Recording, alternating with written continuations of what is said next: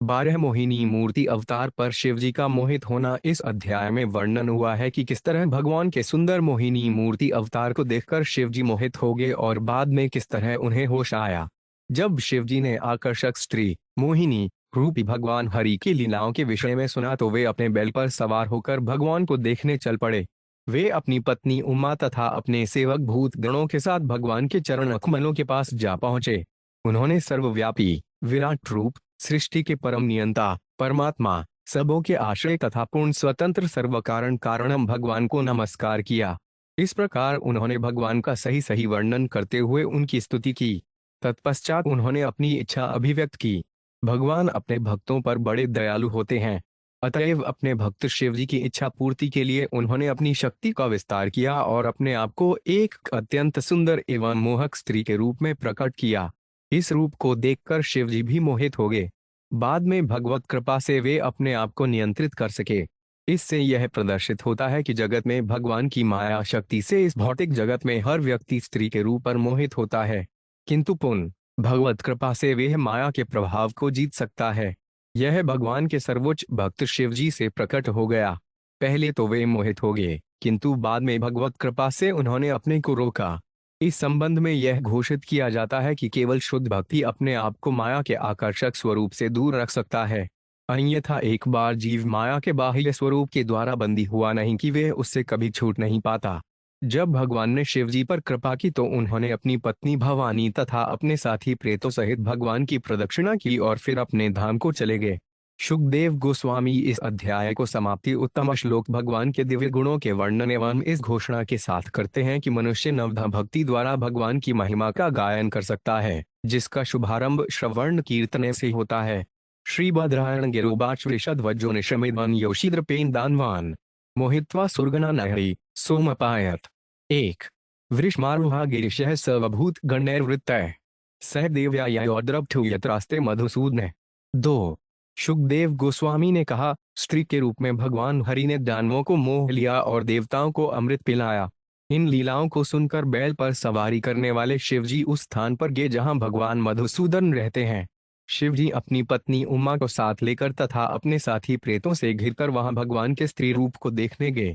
सभाजितो भगवता सादर सौम्या भव सुपविष्ट उवाचेदन प्रति पूजस्मय नहरिम। 3 भगवान ने शिवजी तथा उमा का अत्यंत सम्मान के साथ स्वागत किया और ठीक प्रकार से बैठ जाने पर शिवजी ने भगवान की विधिवत पूजा की तथा मुस्कुराते हुए वे इस प्रकार बोले, श्री महादेव खाच देवदेव जगत व्यापी जगदीश जगन्मय सर्वेशांपि भावान अंतमात्मा है तुरशीर।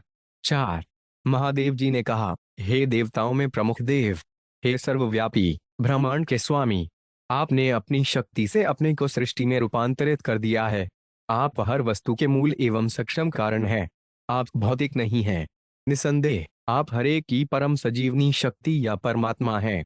अतएव आप परमेश्वर हैं, अर्थात सभी नियंत्रकों के परम नियंत्रक हैं। तात्पर्य, भगवान विष्णु इस भौतिक जगत के भीतर सत्वगुण अवतार के रूप में निवास करते हैं। शिव जी त्रिगुण अवतार हैं और ब्रह्मा जी रजोगुण अवतार हैं। किंतु यद्यपि विष्णु जी इन्हीं में से एक हैं, वे उसी कोटि के नहीं है। भगवान विष्णु देव हैं, अर्थात वे समस्त देवताओं के प्रमुख हैं। क्योंकि शिव जी इसी भौतिक जगत में हैं, अतएव भगवान विष्णु की शक्ति में शिव जी सम्मिलित हैं। इसीलिए विष्णु जगतव्यापी या सर्वव्यापी कहलाते हैं। शिव जी कभी कभी महेश्वर कहलाते हैं। अतएव लोग सोचते हैं कि शिव जी ही सब कुछ हैं। किंतु यहाँ पर शिव जी विष्णु को जगदीश कहकर संबोधित करते हैं, जिसका अर्थ है ब्रह्मांड के स्वामी। कभी कभी शिव जी विश्वेश्वर कहलाते हैं, किंतु यहाँ पर वे विष्णु को जगन्मय कहकर संबोधित करते हैं, जिससे सूचित होता है कि विश्वेश्वर भी भगवान विष्णु के अधीन है।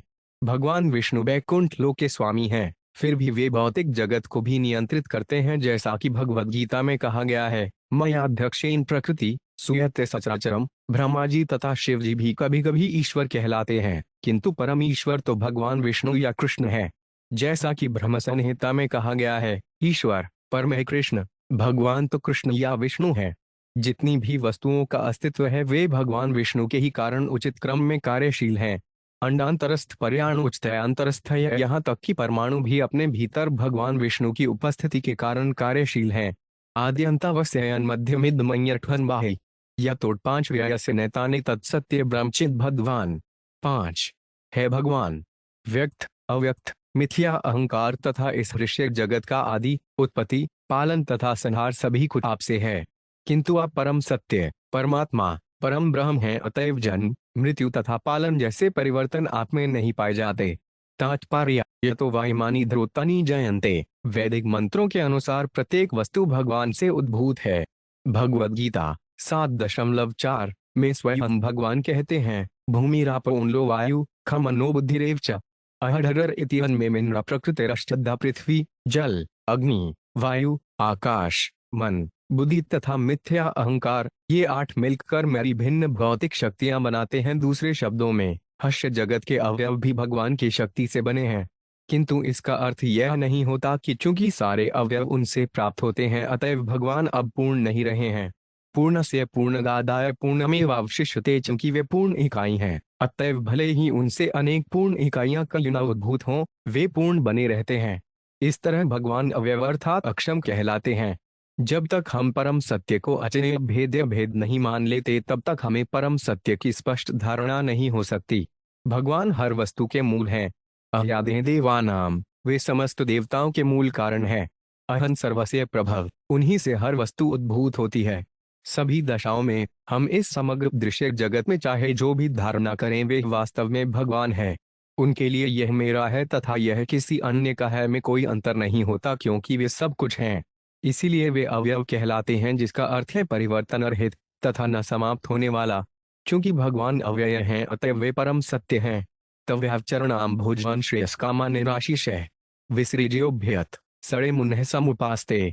6 जो शुद्ध भक्त या महान संत पुरुष मुनिगण जीवन का चरम लक्ष्य प्राप्त करने के इच्छुक हैं तथा इंद्रिय तृप्ति की समस्त भौतिक इच्छाओं से रहित हैं, वे आपा के चरण कमलों की निरंतर भक्ति में लगे रहते हैं।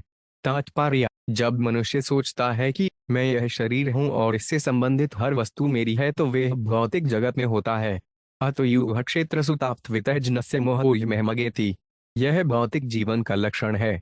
भौतिकतावादी जीवन को धारणा होने पर मनुष्य सोचता है कि यह मेरा घर है, यह मेरी जमीन है, यह मेरा परिवार है, यह मेरा प्रांत है। किंतु जो लोग गुणः हैं अर्थात जो नारद मुनि के पद चिन्हों का अनुगमन करने वाले संत पुरुष हैं, वे बिना किसी इंद्रिय तृप्ति की इच्छा के भगवान की दिव्य प्रेमा भक्ति में लगे रहते हैं। अय्याभिलाषिता शून्य ज्ञान कर्मद चनावृतम, चाहे यह जीवन हो या अगला जीवन, ऐसे संत भक्तों को एकमात्र चिंता भगवान को सेवा करने के लिए रहती है। अतः वे इतने भी परम होते हैं क्योंकि उन्हें अन्य कोई इच्छा नहीं सताती। भौतिक इच्छा के द्वंद्वों से मुक्त होने के वे कारण श्रेयस कामाः कहलाते हैं। दूसरे शब्दों में उन्हें धर्म, अर्थ या काम से कोई प्रयोजन नहीं रहता। ऐसे लोगों की एकमात्र चिंता मोक्ष भी है। यह मोक्ष ब्रह्म से तदाकार होना नहीं है जैसा कि मायावादी चिंतक मानते हैं। चैतन्य महाप्रभु ने बतलाया कि वास्तविक मोक्ष का अर्थ है भगवान के चरण कमलों की शरण में जाना। उन्होंने सार्वभौम भट्टाचार्य को उपदेश देते हुए इस तथ्य को स्पष्ट तौर पर बतलाया था। सार्वभौम भट्टाचार्य श्रीमद् भागवत के मुक्ति पड़े शब्द को शुद्ध करना चाहते थे, किंतु चैतन्य महाप्रभु ने उन्हें बताया कि श्रीमद्भागवत के किसी भी शब्द को सुधारने की आवश्यकता नहीं है। उन्होंने समझाया कि मुक्ति देव भगवान विष्णु के चरण कमलों का सूचक है, जो मुक्ति के दाता हैं और इसलिए मुकुंद कहलाते हैं। शुद्ध भक्त को भौतिक वस्तुओं से कोई सरोकार नहीं रहता। वह धर्म, अर्थ या काम के लिए भी चिंतित नहीं रहता। वह एकमात्र भगवान के चरण कमलों की सेवा करने में रुचि रखता है। त्वभय पूर्णममृतान् विगुणान् विशोकमानंद मात्रम विकारमन यदन्यत विश्वस्य हेतुर उद्यस्थिति संयमानामात्मेश्वरश्न तदपेक्षत्यान्पेक्ष।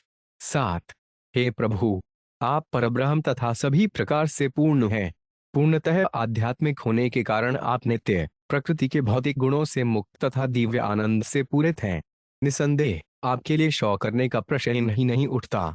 चूंकि आप समस्त कारणों के परम कारण हैं अतएव आपके बिना कोई भी अस्तित्व में नहीं रह सकता। फिर भी जहाँ तक कारण तथा कार्य का संबंध है हम आपसे भिन्न हैं, क्योंकि एक दृष्टि से कार्य तथा कारण पृथक पृथक हैं। आप सृष्टि, पालन तथा संहार के मूल कारण हैं और आप समस्त जीवों को वर देते हैं। हर व्यक्ति अपने कार्यों के फलों के लिए आप पर निर्भर है, किंतु आप सदा स्वतंत्र हैं। तात्पर्य भगवद गीता 9.4 में भगवान कहते हैं, गया तत्मित सर्वजगद व्यक्ता मूर्ति नामत स्थाने सर्वभूतानि न चाहेते शिवस्थित।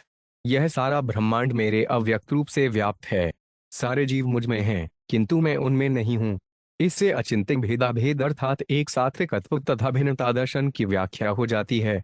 प्रत्येक वस्तु परम ब्रह्म है, फिर भी परम पुरुष हर वस्तु से पृथक स्थित है। निसंदेह हर भौतिक वस्तु से पृथक स्थित होने के कारण वे परम ब्रह्म, परम कारण तथा परम नियंता हैं।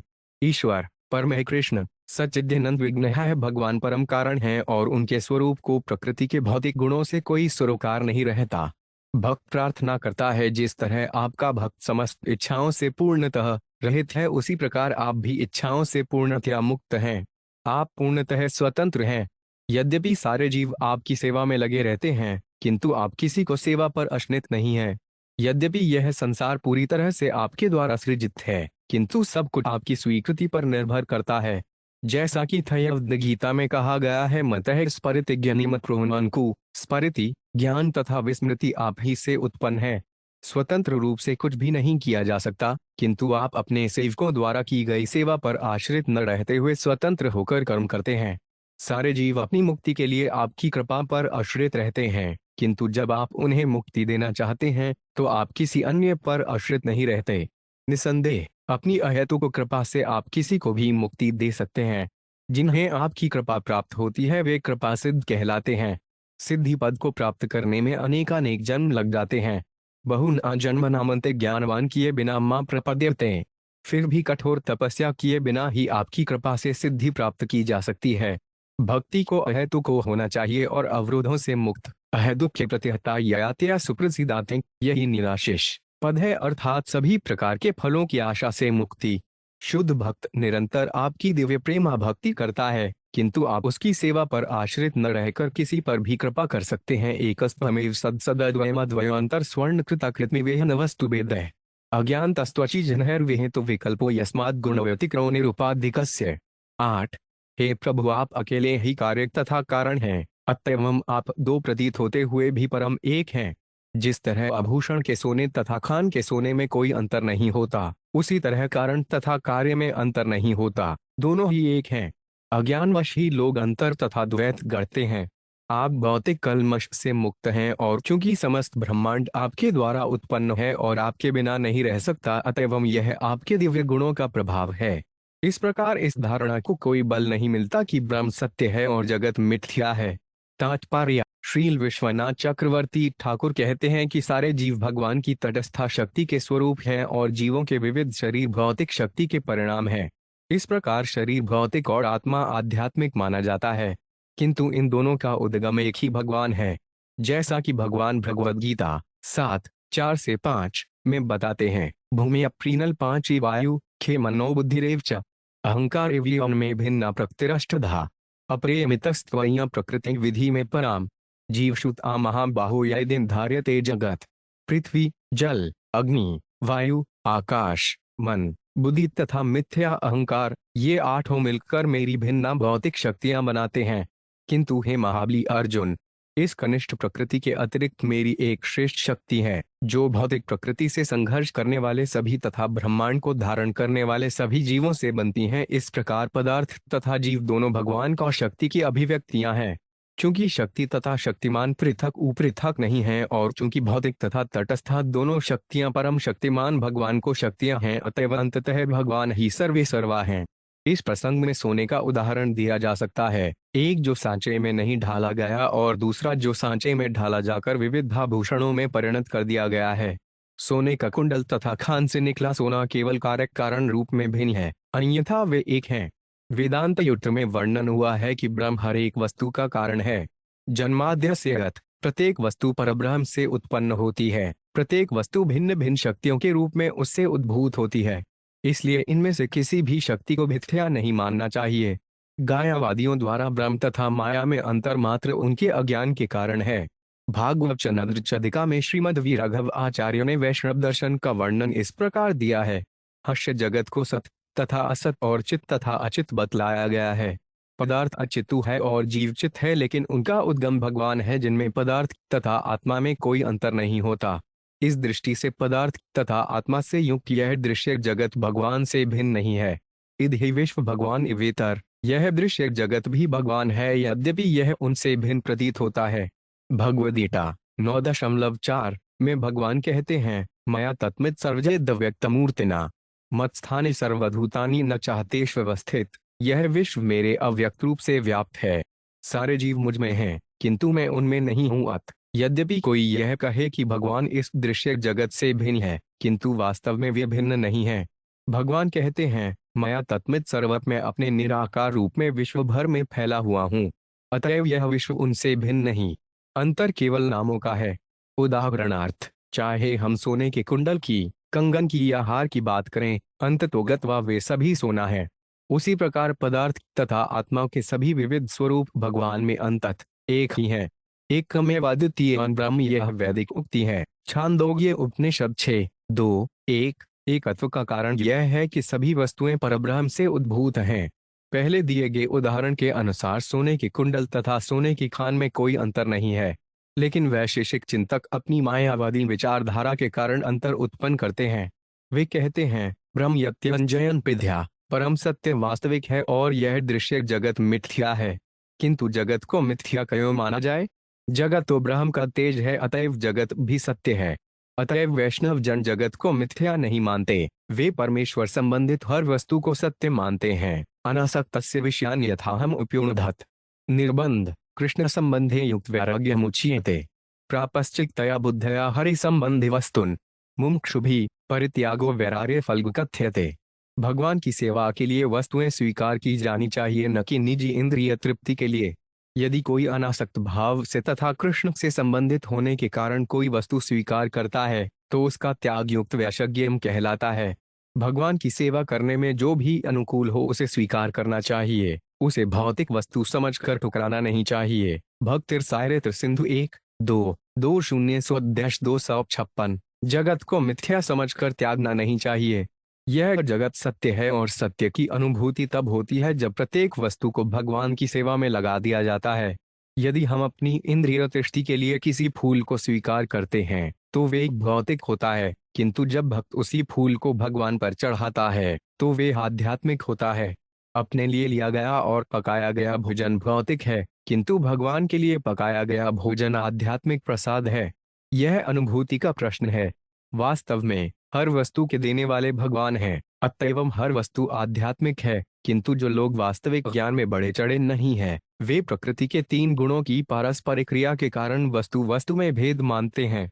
इस प्रसंग में श्रील जीव गोस्वामी कहते हैं कि यद्यपि सूर्य ही एकमात्र प्रकाश है, किंतु 7 रंगों में दिखने वाला प्रकाश और अंधकार जो सूर्य का अभाव है, वे दोनों सूर्य से भिन्न नहीं हैं, क्योंकि सूर्य के अस्तित्व के बिना ऐसा अंतर रह नहीं सकता। भले ही विभिन्न दशाओं के कारण उनके विविध नाम हों, किंतु वे सब सूर्य हैं। अतएव पुराणों का कथन है, एक देश स्थित स्यार्ने ज्योत्स्ता विस्तारिणी यथा परस्य ब्रह्मण शक्तिस्तथेदखिल जगत। जिस प्रकार अग्नि का प्रकाश अग्नि के एक स्थान पर रहते हुए चारों ओर फैलता है, उसी प्रकार परब्रह्म की शक्तियां इस सारे ब्रह्मांड में फैली हुई हैं। विष्णु पुराण 22 जनवरी 1953। भौतिक दृष्टि से हम सूर्य प्रकाश को विभिन्न नामों तथा कार्यों के अनुसार फैलते अनुभव कर सकते हैं, किंतु अंततः सूर्य एक है।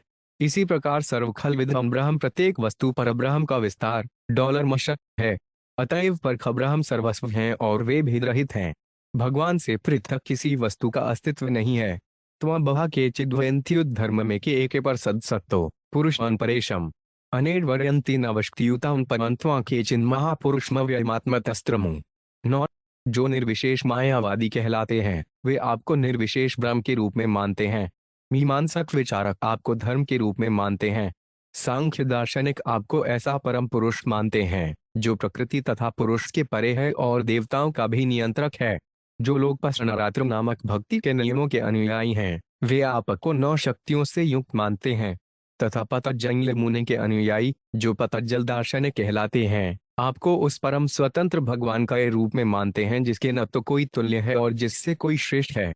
ना परायुषयो न मरीच मुख्या जानन्ति यद्विरक्षितं खलु सत्त्वसर्गा अन्वायामुषित चेतसीश दर्तिमर्त्यादय किमुच्चश्वत भद्गवृता। 10।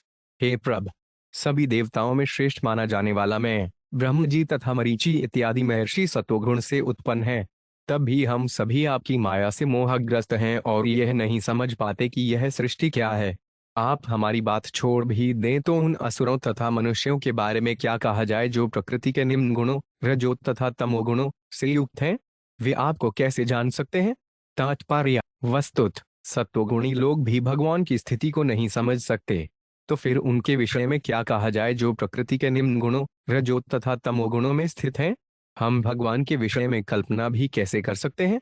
अनेक ऐसे विचारक हैं जो परम सत्य को समझने का प्रयत्न करते हैं, किंतु वे निम्न गुणों से युक्त होने के कारण और मद्यपान, मांसाहार, अवैध मैथुन तथा झूठ क्रीड़ा जैसी बुरी आदतों में अनुरक्त होने के कारण भगवान के विषय में किस तरह सोच सकते हैं? उनके लिए यह असंभव है। वर्तमान युग के लिए नारद मुनि द्वारा बताई गई 5 गायत्री की विधि ही एकमात्र आशा है। अतएव श्री रूप गोस्वामी ने ब्रह्मगामल से निम्नलिखित श्लोक उद्धृत किया है: अतिस्मृतिप्याणादिपगिरत्र विधि वीणा एकांतिकी हरे भीक्तिस्तपाता एव कल्पते। भगवान की वह भक्ति जो उपनिषदों, पुराणों तथा नारद पद चयात्र जैसे वैदिक वाङ्मय की अवमानना करे, वे समाज में अनावश्यक उत्पात मात्र है। भक्तिरसामृत सिंधु 1-2-101। जो लोग ज्ञानी हैं और सत्वगुणी हैं, वे श्रुति, स्मृति तथा पाश्चात्य विधि जैसे अन्य धर्मशास्त्रों के वैदिक उपदेशों का पालन करते हैं। भगवान को इस तरह से समझे बिना मनुष्य केवल उत्पात मचाता है।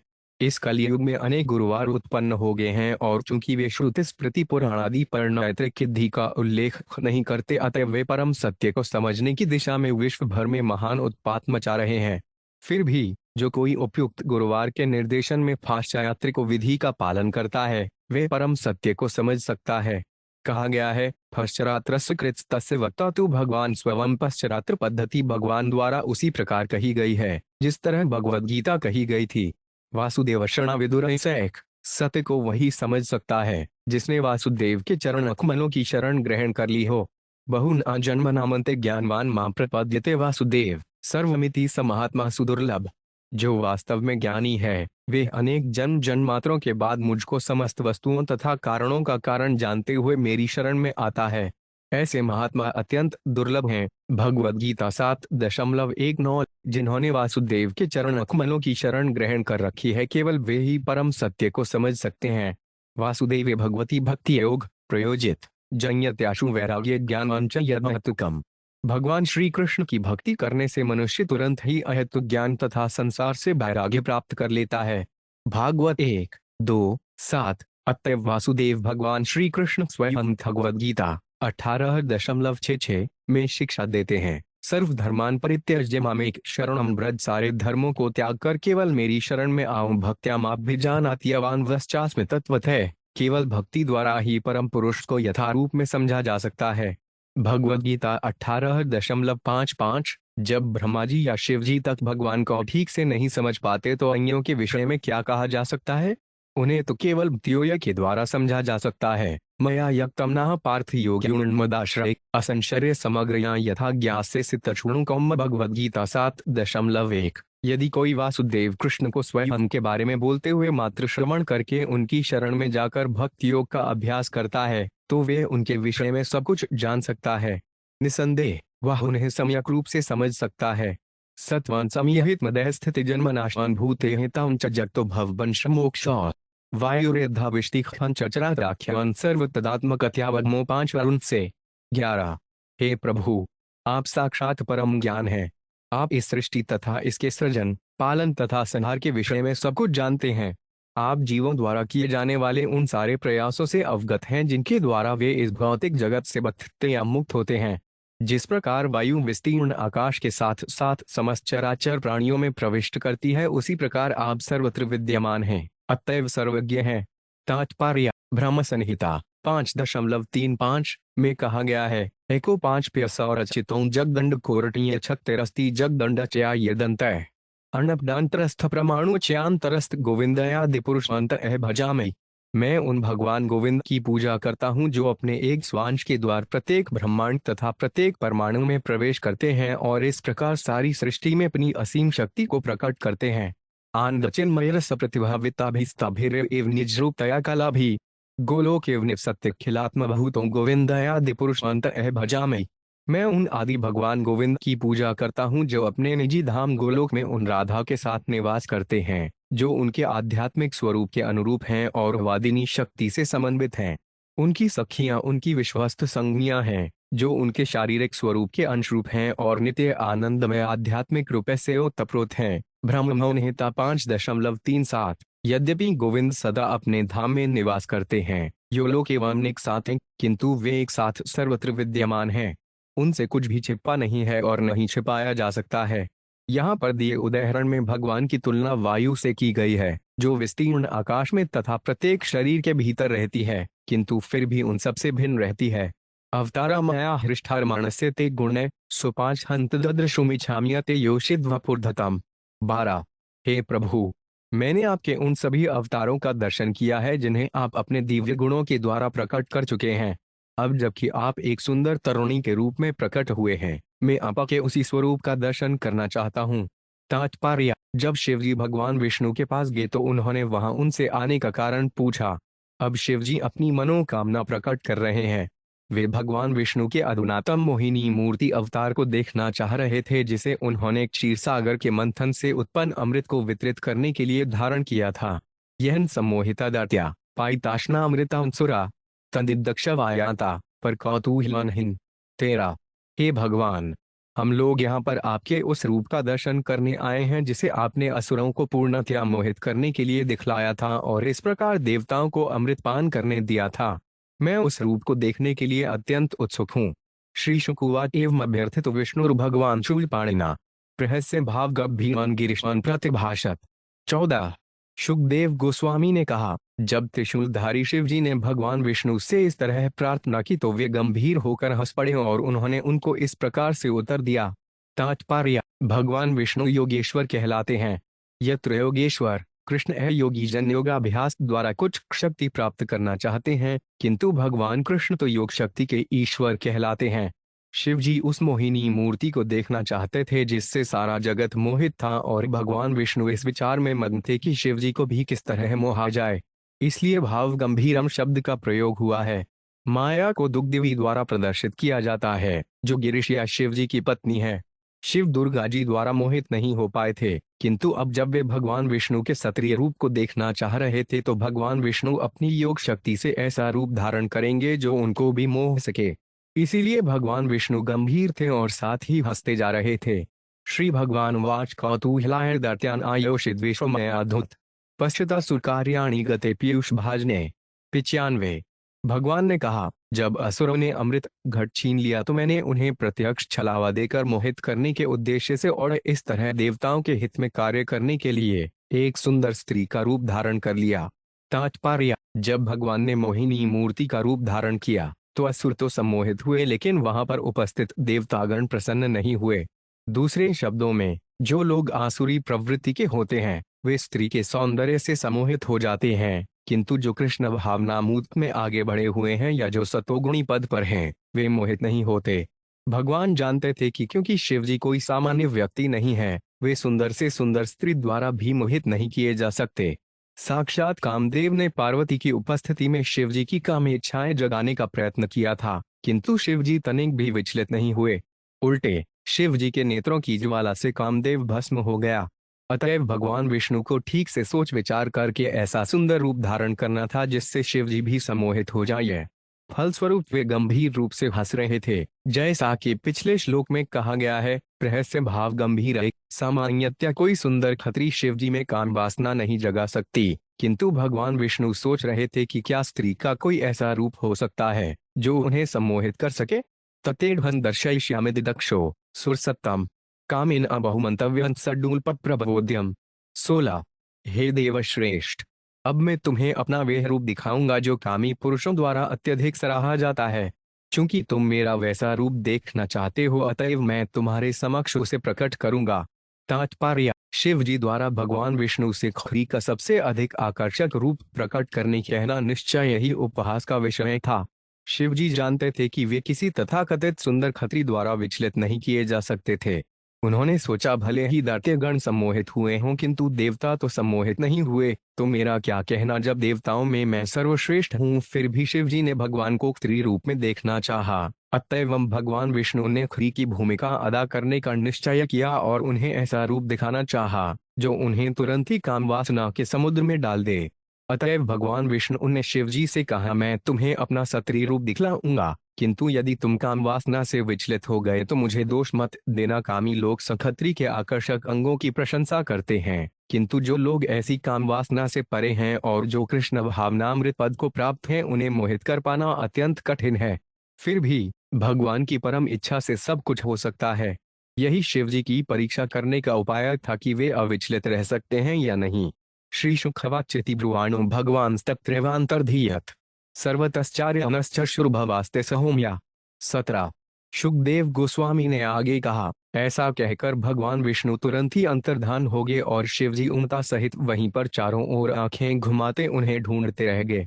ततो ददशोपवने वरस्त्रियन विचित्र पुष्पारण पलवदु में विक्रीदति कंदुकलील्या लसदुकुल परस्तनीतम अमेखलाम। 18।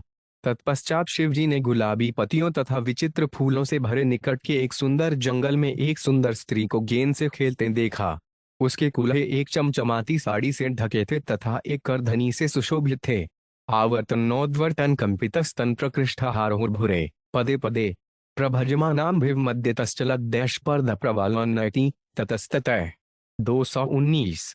चूंकि गेंद ऊपर तथा नीचे उछल रही थी, अतएव जब वह उससे खेलती तो उसके स्तन हिलते थे, और जब वह अपने मूंगों जैसे लाल मुलायम पांवों से इधर उधर चलती तो उन स्तनों के गुरुवार भार से तथा फूलों की भारी माला से उसकी कमर प्रत्येक पग पर टूटती हुई प्रतीत हो रही थी। दिक्षु ब्रह्मत्कंदुपचाप भालुषे प्रोद्विग्नताराय तलोलोचनाम स्वकर्ण विभ्राजित कुंडलोलसद्दश कपोल नीलाल कमंडितानाम। 20। उस स्त्री का मुखमंडल विस्तृत तथा सुंदर था और चंचल आंखों से सुशोभित था, और वह अपने हाथों द्वारा उछाली गई गेंद के साथ घूम रही थी। उसके कानों के दो जगमगाते कुंडल उसके चमकते गालों पर सांवली छाया की तरह सुशोभित हो रहे थे, और उसके मुख पर बिखरे बाल उसे देखने में और भी सुंदर बना रहे थे। एल्थहुकुलन कबरीज विच्युतासनहमयति वाम करेन्वलगुना विनश्नति मयकरेण कंदुकम विमोहयन्ति जगदात्ममाया। 21। जब वह गेंद खेलती तो उसके शरीर को ढकने वाली साड़ी ढीली पड़ जाती और उसके खाल बिखर जाते। वह अपने सुंदर बाएं हाथ से अपने बालों को बांधने का प्रयास करती और साथ ही दाएं हाथ से गेंद को मारकर खेलती जा रही थी। यह इतना आकर्षक दृश्य था कि भगवान ने अपनी अंतरंगा शक्ति से इस तरह हर एक को मोह लिया। तात्पर्य: भगवद गीता 7.14 में कहा गया है, देवी होशा गुण्यय्यम माया दुरत्यया। भगवान की बहिरंगा शक्ति अत्यंत प्रबल है। निसंदेह उसके कार्यों से प्रत्येक व्यक्ति पूरी तरह मोहित हो जाता है। यद्यपि शंभु शिव को इस बहिरंगा शक्ति से सम्मोहित नहीं होना चाहिए था, किंतु भगवान विष्णु उन्हें भी मोहित करना चाह रहे थे। अतएव उन्होंने अपनी अंतरंगा शक्ति को उसी तरह से कार्य करने दिया जिस तरह से उनकी बहिरंगा शक्ति सामान्य व्यक्तियों को मोहित करने के लिए करती है। भगवान विष्णु किसी भी व्यक्ति को, यहाँ तक कि शंभु जैसे प्रबल पुरुष को भी मोह सकते हैं। तां वीक्षदेव इति कंदुकलीलेश दुब्रीडास्फुटस्मित विसूष्ट कटाक्षमुष्ट है स्त्री प्रेषण प्रतिसमीक्षण विहललात्मानात्मान्मंतिक उपता स्वगणांश वेद। 22।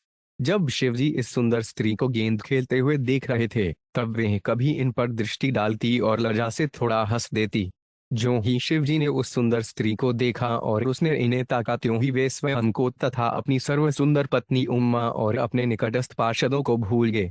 तात्पर्य: इस जगत का भव बंधन यही है कि सुंदर स्त्री सुंदर पुरुष को और सुंदर पुरुष सुंदर स्त्री को मोह सकते हैं।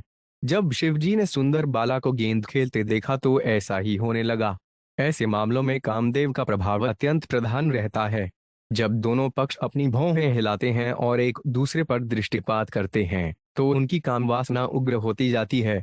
इस प्रकार की कामवासना का आदान प्रदान शिवजी तथा उस सुंदर स्त्री के बीच हुआ। यद्यपि उमा तथा शिवजी के गण उनके पास ही थे।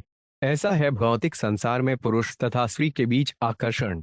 शिवजी को ऐसे आकर्षण से ऊपर माना जाता है, किंतु वे भी भगवान विष्णु की मोहिनी शक्ति के शिकार बन गए।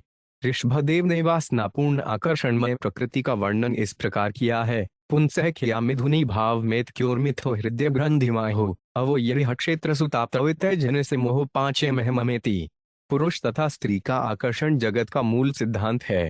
इसी भ्रांत धारणा के आधार पर जो जड़ी पुरुष के हृदयों को बांधती है, मनुष्य अपने शरीर, घर, संपत्ति, संतान, संबंधी तथा धन से आकृष्ट होता है।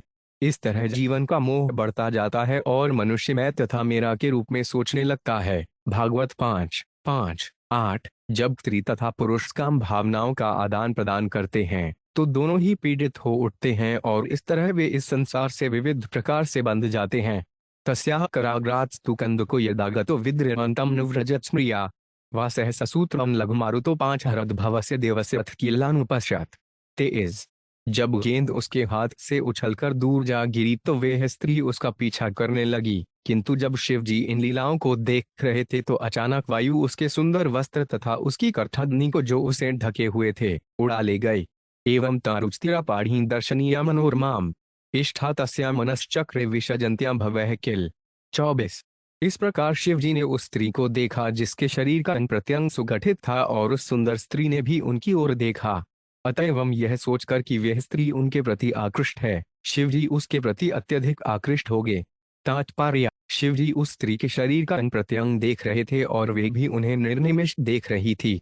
अत शिवजी ने सोचा कि वह भी उनकी ओर आकृष्ट है, अतएव उन्होंने उस का स्पर्श करना चाहा।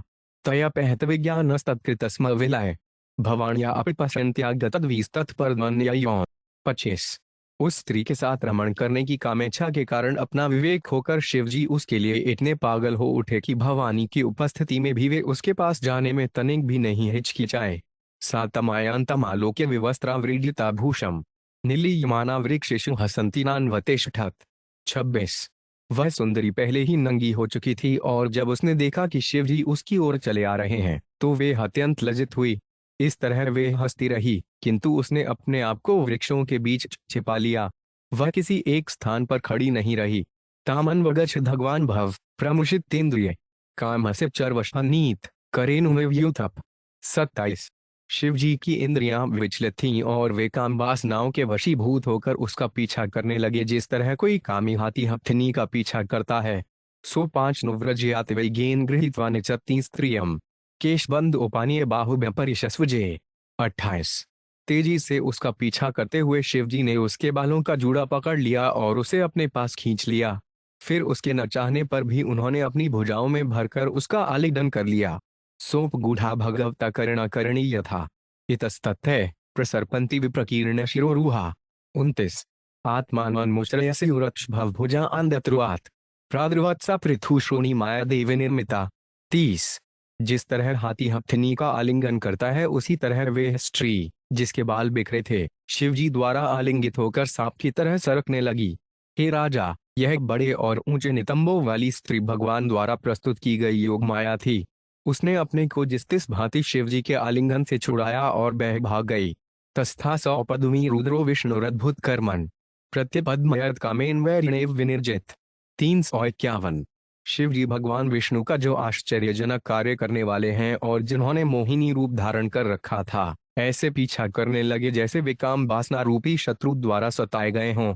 तात्पर्य: शिवजी माया का शिकार नहीं हो सकते। अत यह समझ लेना चाहिए कि वे भगवान विष्णु की अंतरंगा शक्ति से पीड़ित किए जा रहे थे। भगवान विष्णु अपनी विभिन्न शक्तियों के द्वारा अनेक आश्चर्यजनक कार्य संपन्न कर सकते हैं। परास्य शक्ति विविधेन श्रूयते स्वाभाविकी ज्ञान बल क्रिया च श्वेतवाश्चतर उपनिषद 6.8। भगवान को शक्तियां विभिन्न हैं जिनसे वे अत्यंत कुशलता से कार्य कर सकते हैं। किसी कार्य को दक्षता से करने हेतु उन्हें सोचना नहीं पड़ता।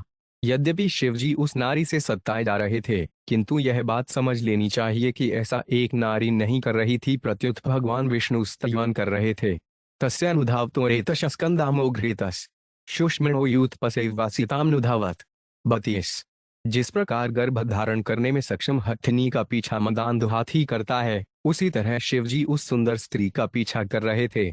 यद्यपि उनका वीर्य व्यर्थ में स्खलित नहीं होता, किंतु इस अवसर पर उनका वीर्य स्खलित हो गया। यत्र यत्राप्तयझारेतस्तस्य महात्मन तानि रूप्यस्य हिमनश्न क्षेत्राण्यासन महीपते। 33। हे राजा, पृथ्वी पर जहां जहां महापुरुष शिवजी का वीर्य गिरा वहीं वहीं बाद में सोने तथा चांदी की खाने प्रकट होगी। तात्पर्य: श्रील विश्वनाथ चक्रवर्ती ठाकुर की टीका है कि जो लोग चांदी सोना चाहते हैं वे भौतिक ऐश्वर्य के लिए शिवजी को पूजा कर सकते हैं। शिवजी बेल वृक्ष के नीचे रहते हैं और अपने रहने के लिए घर तक नहीं बनाते। यद्यपि स्वयं वे निर्धन हैं, किंतु कभी कभी अपने भक्तों को प्रचुर मात्रा में सोना चांदी प्रदान करते हैं।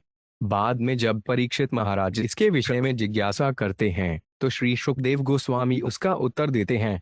सरित्सर सुशैलेषु वनेषु वनेषु चार यत्र कवचा संऋषस्तत्र सबन्हितो हरः। 34।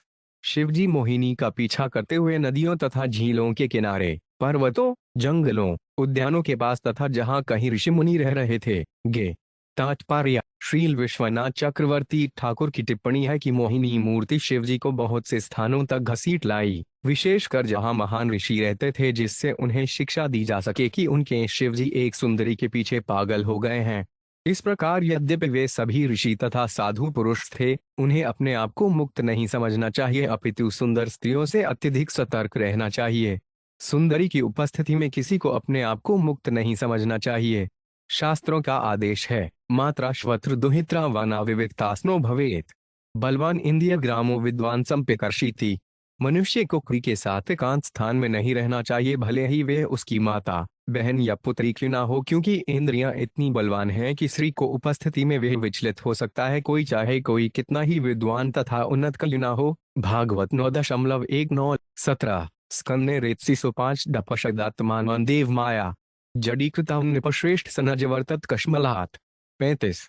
है राजा श्रेष्ठ महाराज परीक्षित, जब शिवजी का वीर्य पूर्णतया स्खलित हो गया तो उन्होंने देखा कि वे किस प्रकार भगवान द्वारा उत्पन्न माया के द्वारा वशीभूत हो गए। इस तरह उन्होंने अपने आप को माया द्वारा और अधिक वशीभूत होने से रोका।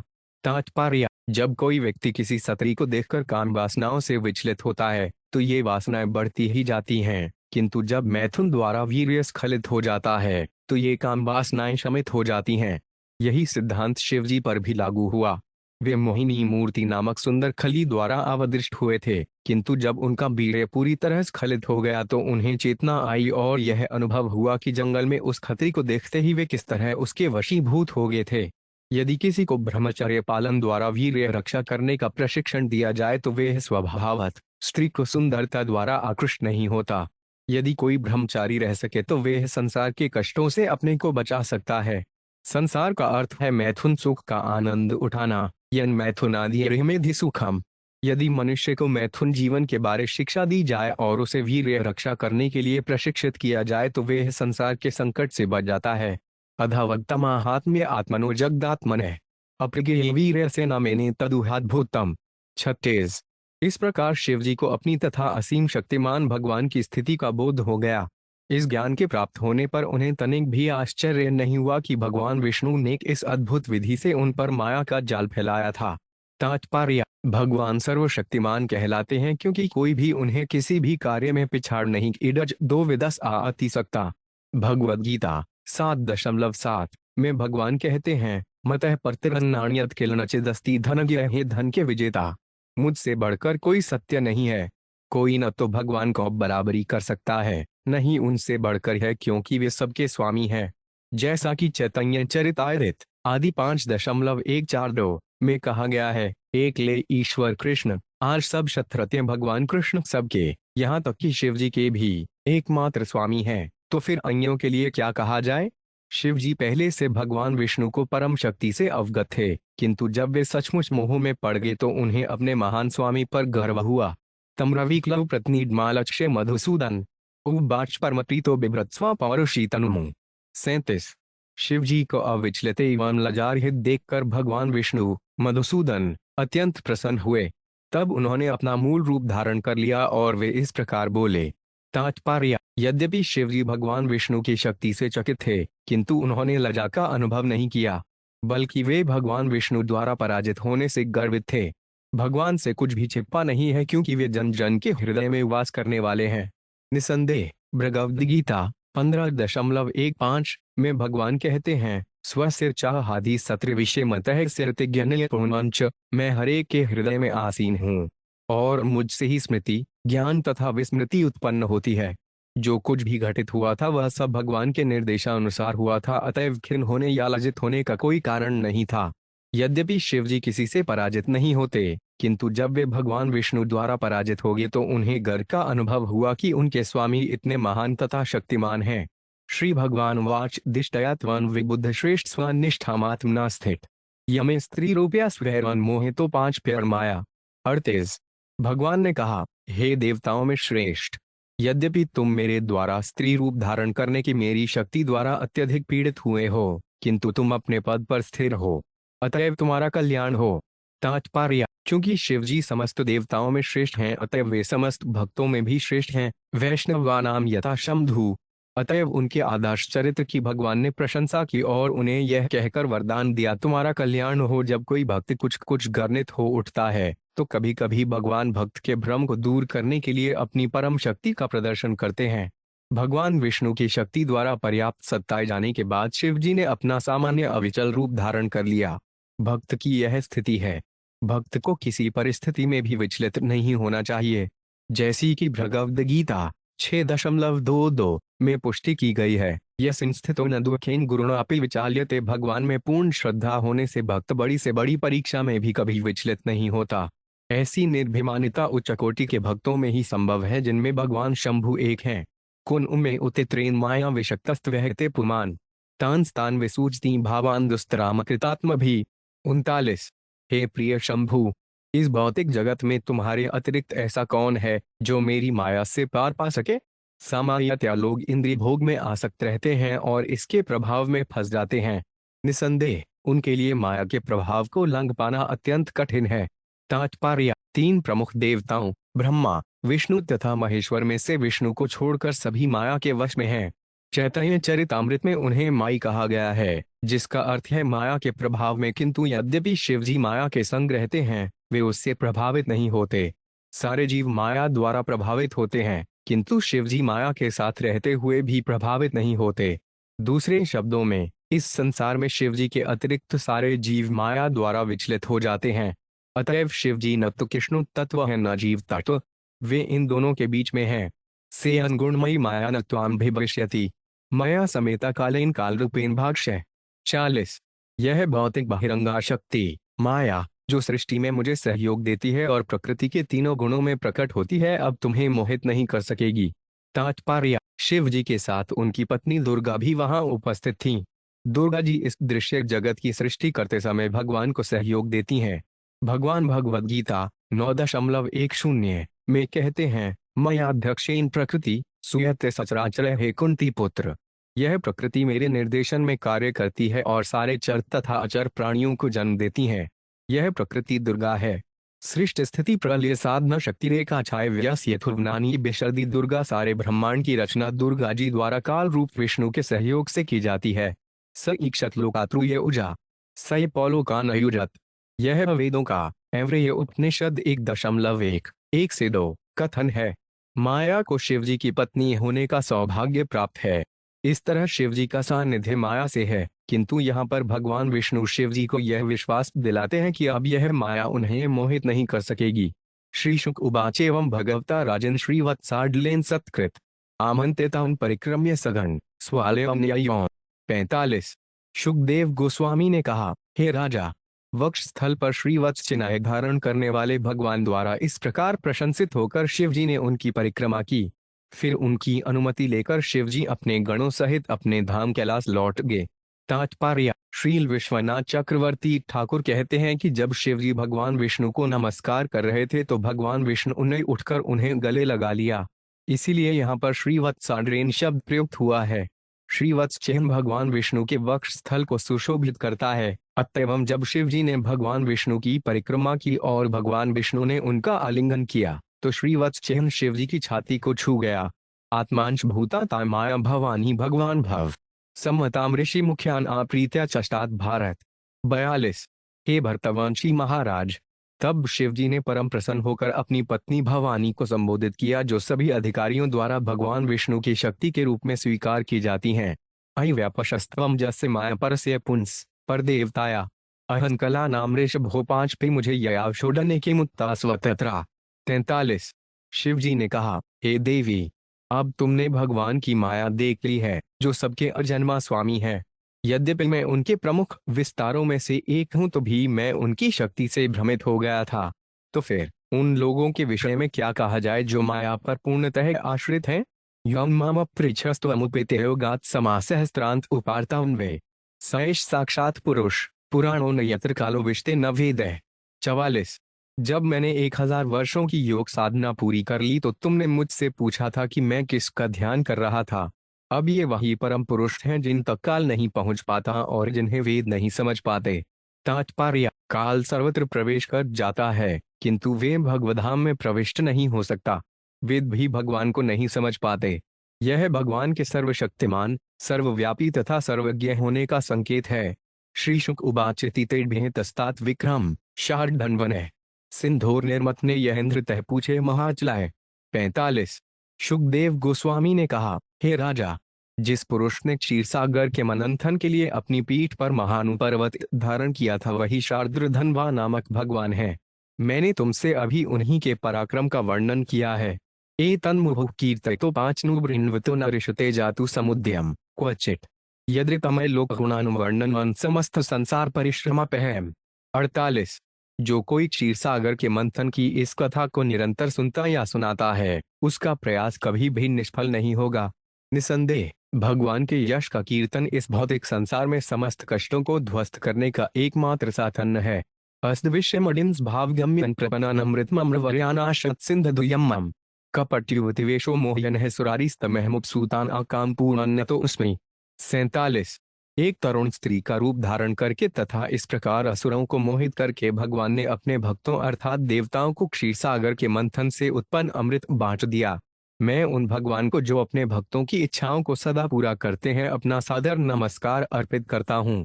तात्पर्य, क्षीरसागर के मंथन संबंधी इस कथा का उपदेश भगवान द्वारा स्पष्टत वर्णन किया गया है। यद्यपि वे सब पर संभाव रखते हैं किंतु स्वाभाविक स्नेह के कारण वे अपने भक्तों का पक्ष लेते हैं। भगवान भागवत गीता 9.29 में कहते हैं, समोहन सर्वभूतेषु न मे द्वेषो अस्ति न प्रिय ये भजन्ति तुम भक्त्या मयि ते तेषु चाप्यहम्। मैं न तो किसी से ईर्ष्या करता हूँ न किसी का पक्षपात करता हूँ। मैं तो सबके लिए समान हूँ। किंतु जो भक्ति पूर्वक मेरी सेवा करता है वह मेरा मित्र है, वह मुझ में है और मैं भी उसका मित्र हूँ। भगवान का यह पक्षपात स्वाभाविक है। कोई भी व्यक्ति अपने बच्चों की परवाह पक्षपात के कारण नहीं करता अपितु प्रेम के आदान प्रदान के कारण करता है। बच्चे पिता के स्नेह पर आश्रित रहते हैं और अतिरिक्त पिता स्नेह से बच्चों का पालन करता है। इसी प्रकार चूंकि भक्त भगवान के चरण कमलों के अतिरिक्त और कुछ मीटर नहीं जानते अतएव भगवान अपने भक्तों की रक्षा करने तथा उनकी इच्छाओं को पूरा करने के लिए सदैव तैयार रहते हैं। अतएव वे कहते हैं, कौन्तेय प्रातिजानी ही न में भक्त प्रणश्यति है कुंती पुत्र निर्भीक होकर घोषणा कर दो कि मेरा भक्त कभी विनष्ट नहीं होता है। इस प्रकार श्रीमद् भागवत के 8वें स्कंद के अंतर्गत मोहिनी मूर्ति अवतार पर शिवजी का मोहित होना नामक 12वें अध्याय के भक्ति वेदांत तात्पर्य पूर्ण हुए।